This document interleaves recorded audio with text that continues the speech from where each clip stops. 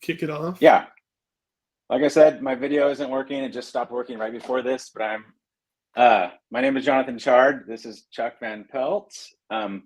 Together, we've been at eBay for a total of about 25 years experience between us. And we've also been selling and using eBay for a total of like 50 years. So we're seller advocates. We listen to the sellers. We give you a seat at the table when we're talking about new features with the product team. And today we're going to briefly walk you through a few of our favorite tips for refreshing stale listings. And then we'll have some Q&A at the end. And take it away, Chuck. All right, thank you. So our agenda is pretty short today. We're just going to pop through our top listing fresheners, and then we're going to try to leave as much time as we can at the end for Q&A. If you do have questions, type them in the Q&A tab. If you type them in the chat, we might miss them. So we'd like to have you put them in there. And let's kick it off here. So first of all, what is a stale listing? I know there's a lot of different opinions about this. Here are a few items in my own store right here that are really getting no engagement after being listed for over a year. So this is, for me, something I would consider stale. For the purposes of this presentation here, here are a couple of the characteristics I believe indicate a listing may be stale. So if you've been renewing an item every 30 days for 6 months and it's not selling, listings that get little or no engagement in terms of views or watchers. You can see right here, I got no views, no watchers on these items. And other items that are similar to yours are selling, and yours is not. When I say similar, I mean, I have on the screen here a Targus wireless Stow and Go keyboard. If I see those selling and mine's not, then what I hope we can do here today is learn why and fix it. So first of all, there are many ways to improve your sales velocity on eBay. I think we heard about a lot of those today. Hey, Jonathan, there he is. Now, here are a few things that I'm sure you're familiar with. eBay advertising. You can promote your listings using advertising.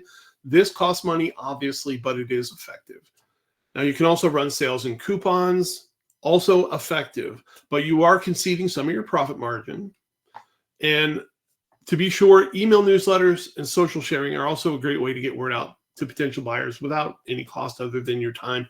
All these techniques work, but they all rely on the experience that buyers have when they get to your listings. So you get the traffic there and you really need to close a sale.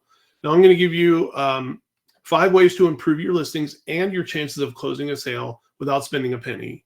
And then when you are ready to use the techniques on this slide, then you'll have the best chance of success. So your eBay advertising, your coupons, your sales, these are all going to work better when the listing that your buyer lands on is a more quality listing. I kind of look at this like building a house, right? Like listings are your foundation, your walls and your floors, all the things that go into building that listing: titles, photos, descriptions. These are all the foundational building materials. Now, promoted listings and social sharing and sales, running a sale, these give you curb appeal that lures in buyers, but ultimately the buying decision is made from the trust and the confidence that comes from having that solid foundation of a quality listing. So I think I've sold you enough on having a quality listing. Let's dive into a few things here. So these are our top listing refreshers. First of all, let's talk about photos. Quality photos make a big difference for anyone who's making a buying decision on eBay. So ask yourself, do I have enough angles of the item? You get 25 photos on a listing and there is no extra cost for this. So really take the time to capture some details.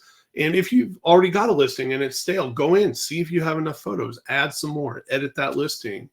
When you take your photos, consider a light box for smaller items. You can see in the picture there on the slide, this guy's using a light box. You can also do a lighting rig for things like clothes. They're pretty cheap. You can buy this stuff all on eBay and get a really good lighting setup. If you use a cell phone to take pictures like I do, I use my iPhone. Here's a tip. Learn how to use the exposure slider on your iPhone in the photo app until the item looks best. It just takes a few extra seconds when you're taking the photos, but if you slide that slider around, even if you're taking pictures of, let's say, shirts, the difference between a black and a white shirt on the same background is going to be really different. So if you slide that exposure slider around, you're really going to dial it in and get a better look.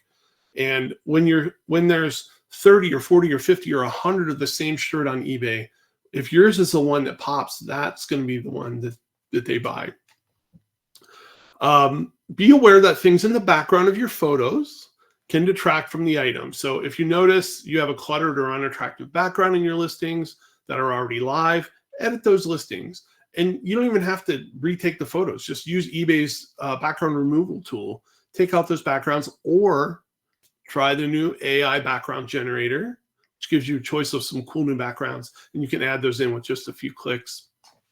And you don't have to edit all the images, but at least work on your hero image. You know what I mean by that? That's the image that shows up on the search result page and at the very top of your view item page for those listings. And, speaking of the hero image, consider carefully what image you use to represent your listing. Maybe you don't have the right one up there. Maybe a different listing would be better. I try to show in my hero photo all of the value that the buyer will get from the item. For example, like when I sell a camera, I lay out all the parts of the camera, including the lens and the battery. I take out the battery and the charger and the memory card and all these things, and I lay them out very neatly, and I take that picture, and that becomes my hero image. Again, this is a thing that takes extra time to do, but because the buyer can see at a glance that they will not have to buy all of these extra things, they may make the decision in the moment to buy my camera instead of someone else's. Now on the items page, on the view item page, the first few thumbnail images also show up on there. So I think the first 4 or 5. So for like mechanical items like my camera, I always try to show make sure at least one of these first few images demonstrates that the item actually works. Like for cameras, I would show the LCD on the back of the camera. So within that first screenful, the buyer doesn't have to take any action. They're going to see right there, okay, I know that item works. Now translate this to something like clothing. Maybe those first 3 or 4 images are you showing the clothing on a mannequin or a person. So you show that actually how it's going to fit. But take advantage of those first 4 images. Those are your key images. Now, finally, I suggest trying video on your listings. And I know I've talked about this before. If you haven't done it already, video is a great way to tell the unique story of your item. If it's something particularly rare or valuable or has some functionality that is critical to the item and you can show that works, definitely use video to do that. I personally am able to get premium prices for the items where I put a video in and I show and demonstrate that the item works. Now, I know currently this goes well with the Q&A. There's been multiple questions about when can I do this in the app. I assume that's what you're going to go for. Yes, that's what I was going to say. I was just going to say. Yeah, it's happening. We're currently, you can only upload video in the web. So, the current model I use is I take the video and then I airdrop it to myself on my computer or whatever the equivalent Android functionality is. And then I put it in, but it is coming to mobile app. We're working on it. So stay tuned. And I think that's going to be a game changer for everyone because as we all know, we don't take video with our computers. We do it with our phones. So hang in there. It's coming. I promise you. All right. So let's move on to the next slide. Let's talk about titles. So even if you're a veteran and have been writing eBay titles for years, I think it's always valuable to have a second look at your titles, especially when items are stagnating and not getting traffic. Really think about how things are showing up in the context of the search result page. Think about, have you represented all of the relevant keywords for your listing? Really go deep. Think about, make sure you have brand and color, size. What is the application of that item? Is this a dress for summer? Is this a camera for underwater use? These are all things that you should think about and include. Also consider sort of fitment factors, I call them. Like fitment isn't just for auto parts. It's clothing and cosmetics and even electronics can be designed to work best for particular people or in particular situations. and see if you can reflect that in your title. Now consider breaking your title into discrete sections. This is something I do. I use a hyphen or a pipe character to kind of separate it. Like when I list a record, I put the title and artist, and then I separate it, and then I say this is a 45 RPM record, 7-inch, and then after that I'll say this is a Motown record, and this is a soul record, and I'll kind of put it out that way. And by having those breaks in there, it makes it really easy to read. Now, is there anything unique about your item? Ask yourself this. Is the condition of your item particularly good? Is it a rare color? Include all this in the title if you can. Get as much in there and be really creative. Like I did just indicate to put some separators in there, but when it comes to the end of the day, the separators aren't going to help your search indexing, but the words will. So if you need to sacrifice those to get the words in there within your character count, do it. And think twice about putting in things like free shipping or ships fast. If you have room and you really feel like you've exhausted as much as you can creatively and there's still 20 characters left, sure, put that stuff in there. But I find that the things that are going to index, that things people might be searching for, are always going to perform better. Now, here's an example title that I liked. I searched for blue dress, and this is one thing that came up, and this one popped out to me. All the details are there: brand, fabric, color, size, and it has this like fun style cue, witchy vibe that helps the buyer identify with it. The only thing I would probably not put the word blue in there twice, just because I could make room for another keyword, but otherwise this title looks pretty tight. And I like how the seller used initial caps. Initial caps is when the first letter of each word is capitalized. Please, not all caps. All caps seems really intense, but it is very hard to read when you're scanning down a page. And one more tip, kind of related to titles, is review your item specifics. I know it's not everyone's favorite thing to do, but you don't have to go deep on item specifics, but item specifics are also a place that eBay looks when we're indexing your listing for search. So if there are search terms that you just couldn't fit in your title, make them part of the item specifics, and then they'll get indexed, and that'll be part of your search journey for your buyers. All right, let's move on to descriptions. Now, I frequently chat with sellers on the topic of descriptions, and sometimes sellers believe that writing a detailed one is not a good use of their time, and I hear you. I'm not here to tell you that you have to do this, but I am here to tell you that buyers do read these, and a well-written description can put you over the top when convincing a buyer that you are a good risk as a seller. And notice that I didn't say to write a long description. I don't think you need to spend a lot of time on this, but there are a few tips here that might help differentiate your description. Now, I would say, and this is something I never used to do, and I just started doing this, and I think it's a great way to differentiate yourself. Write a couple sentences explaining your expertise in the category. For a couple examples: I've owned a vintage clothing store for 20 years, or I come from 3 generations of philatelic collectors. Philatelic is stamp collecting. I'm sure a lot of you know that. Or maybe I've been playing the Pokemon card game since 1998. So these are all things that will help establish your credibility. Second, if you know the provenance of the item, share it. So where did it come from? Is this a family item? Where did you get it? Is there an interesting fact about it? Buyers find an item. Buyers like to find an item that they're looking for on eBay, but they love a story, and stories sell items. Now, third, explain everything that comes with the item. Put all the detail in there. In addition to making your item more desirable, this is going to cut down on the questions that you get.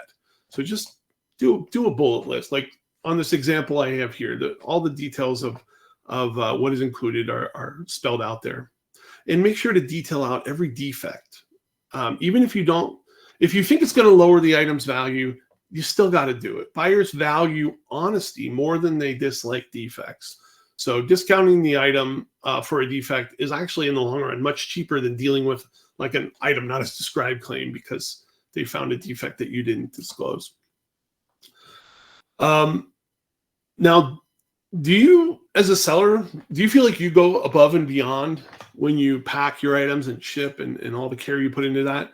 You should tout that, explain it. The more fragile or valuable the item, the more time you should spend explaining the care that you're going to put into making sure that item gets to the buyer fully intact. Again, this is all confidence building, building credibility, making sure people feel comfortable spending their money with you. Now, I don't want to go negative on this, but I do want to point out a couple of things that I think can work against you. Is it okay to put some expectations you have for the buyer in your description? Absolutely. I think it's fine to ask buyers to reach out to you if they have any issues, but I'd probably leave it at that. I've seen some lengthy terms and conditions with multiple sections and subsections that are designed to head off any possible like buyer shenanigans that might happen. And we've all been there, but here's some real talk. Okay. These long T's and C's are a huge red flag for buyers because they feel like you're not going to work with them. They feel like you're already preparing for things to go sideways. So my advice is to lean into the value you provide for your buyers and stay away from what happens to them if they cross you or if a bad experience turns up. Now, finally, don't worry so much about the text formatting. I know we offer the ability to use 25-point font with bold italics and pink text, but I would advise just keeping it to plain old text. Just being real here, there are fewer and fewer places on eBay platform where you can even see this kind of text. And I know that people have noticed that on our mobile app, description and condition description aren't exactly out front like they used to be. This is something that we're working on.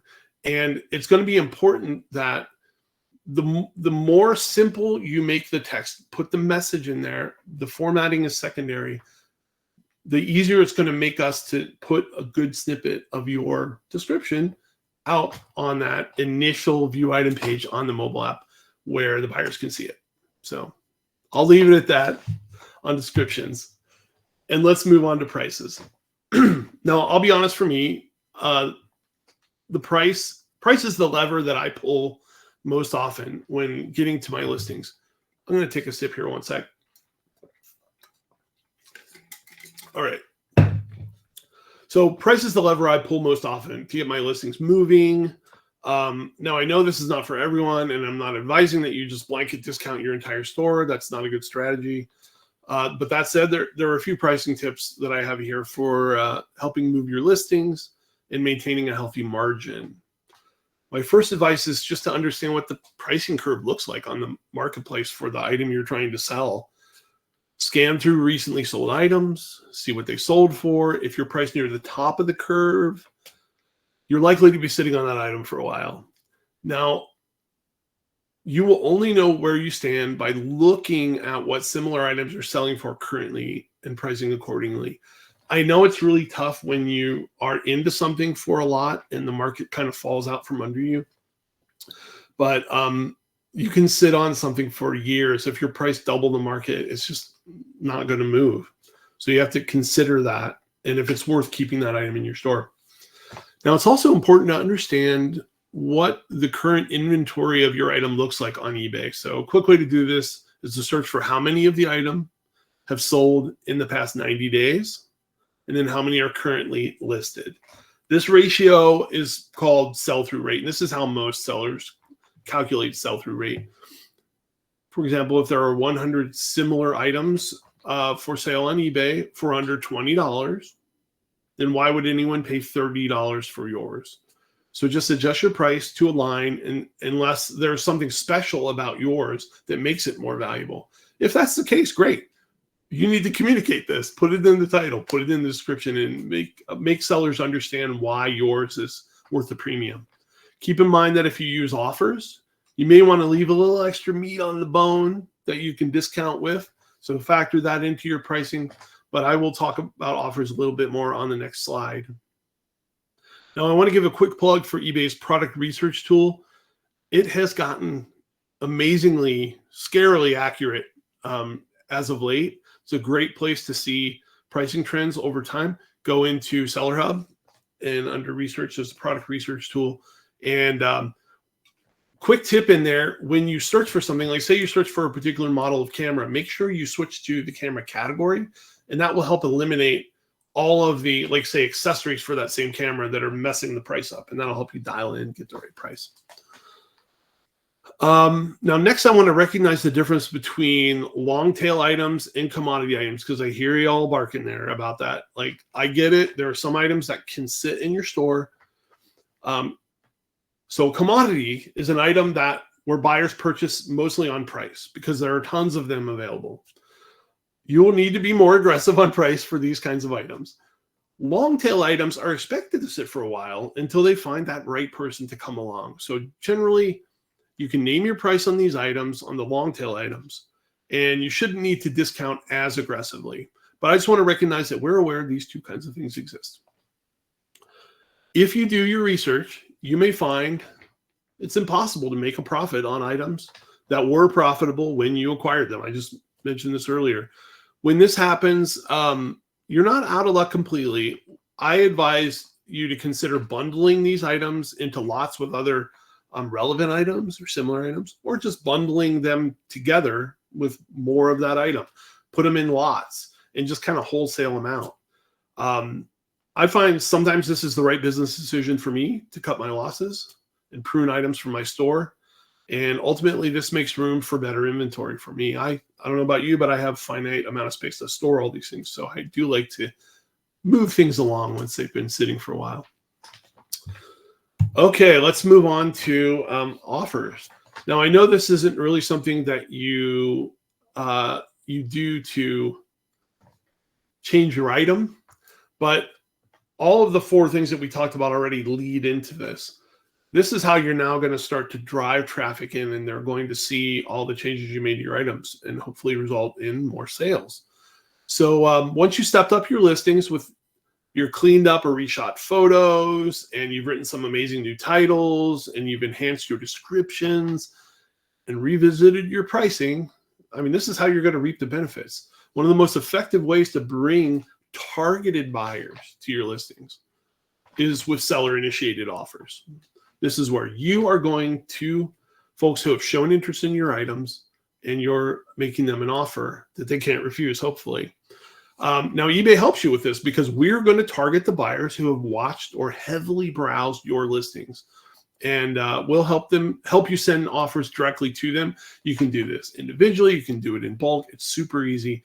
And once you send an offer, you can enable offer automation, which will automatically send the same offer on your behalf to any new buyers who qualify by browsing or watching the listing in the future. Now, I want to be really clear here. eBay will never just send an offer for you that you haven't approved. So if you send an offer to somebody for $20 for an item, and you say, I want to automate this, you check the box, then we will continue to send a $20 offer to subsequent buyers who qualify. We're never going to send it for $15 or $10. It'll always be that amount. You are always in control of what we send out.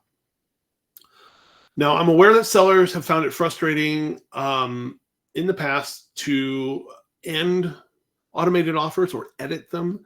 And Evan talked about this in his presentation. No more. Now in the Seller Hub, you can access the Manage Offers tool, which is amazing, and it helps makes it super easy to manage your automated offers. So before you had to do it one at a time, now you can just select them all and say, I don't want to automate these anymore. Maybe you decided that the market changed and you don't want to offer that price anymore, or maybe you want to run a different sale and not have those offers on the table. You're in control now with that tool. It's super easy. Please go check it out in the Seller Hub. And another tip on offers. I know a lot of people hate getting those lowball offers or counter offers from buyers. And I'm going to give you some advice here from what has been successful for me is I respond to all of them, no matter how low.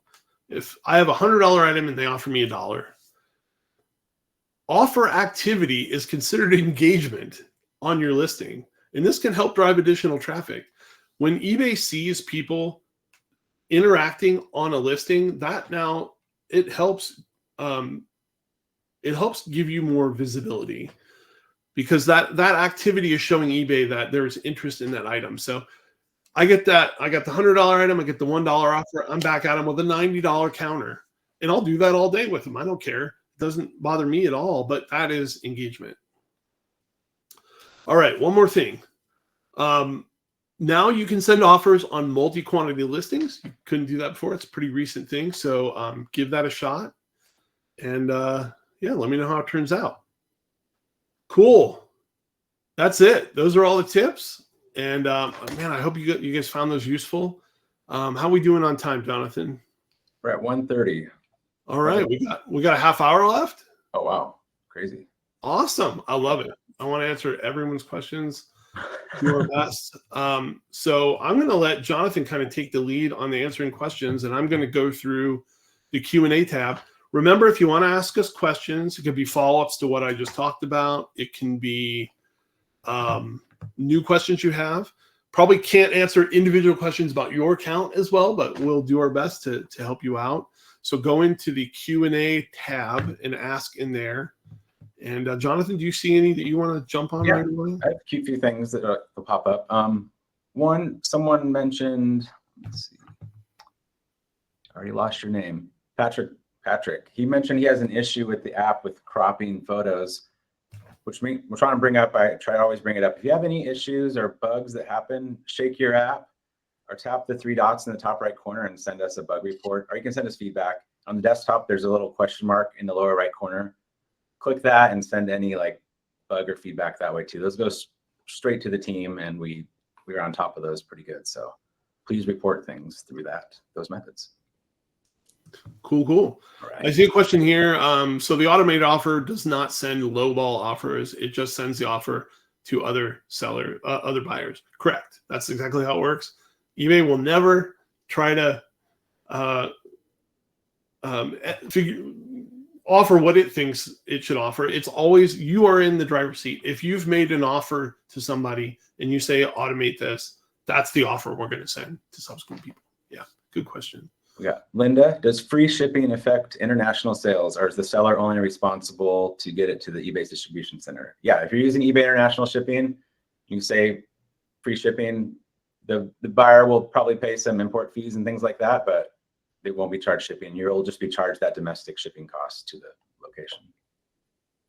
There's a question here, Jonathan, from Margie, possibly. We would consider allowing the buyer to determine the length of time. Sorry, this keeps jumping around on me here. Yeah, it's hard. We consider allowing the buyer to determine the length of time that, boy, you guys are asking so many questions, it's really jumping around. Will you consider allowing the buyer to determine the length of time an offer is valid? 4 days is too long. What do you think about that?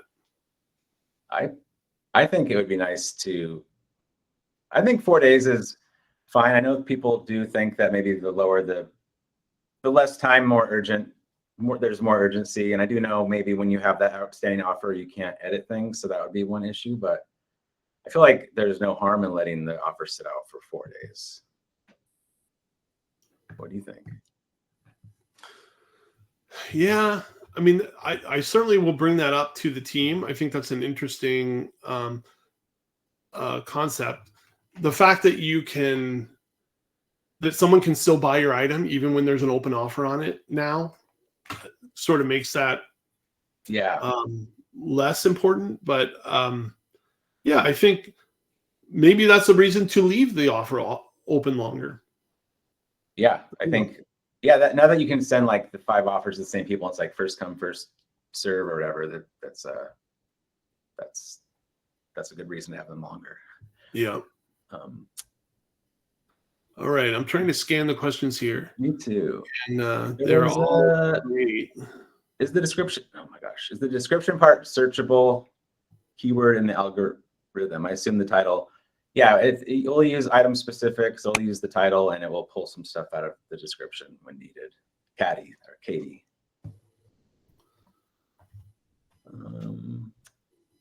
I really wish this wasn't scrolling so fast. I know. Here's one. There's an issue when getting ready to put a store on vacation. You have to stop sending offers 4 days before you actually leave. That is true. I'm not sure if that's an issue as much as just extra planning that you have to do. When you put your store on time away, it doesn't cancel any open offers that you have. So indeed, if somebody was to make a purchase on one of those items, they would get the expectation of what the shipping handling time was when they made the offer. So I'm going to bring this up, though, to the team that controls that and see if they've thought about that scenario, and maybe there's something we can do there. But for sure, for now, I would advise everyone to please think about what offers you have open leading into a time away. There's one that what's a good amount of item specifics a listing should have? What's a good minimum? I would, obviously you want to fill out the required ones, and in there I would skim them, and if there are ones that just feel that it might be like not something a buyer would care about, I'd ignore those. I would pick the ones that you think are important to that sort of item you're selling, and don't spend too much time trying to fill out every single one or putting not like NA or C description. That's just spending time that you shouldn't have to spend. Just keep them blank, if anything. Yeah. And also, we only have until 1:30, and we've been told to wrap it up. I just heard that too. I heard that too. I was wrong about the time. I apologize. And there's so many great questions in here. What I'll commit to all of you is that we are saving these questions, and Jonathan and I are going to go through all of them, and we will reflect these answers in our next breakout. We'll make that That's a good idea. A way that we can get some of these answers back to you. So thank you all so much for joining and listening and typing your questions in. I promise you we're going to read them all, but for now we're going to have to say goodbye, and we'll talk to you later. It was great to the numbers go up, and hope you guys enjoyed the breakout.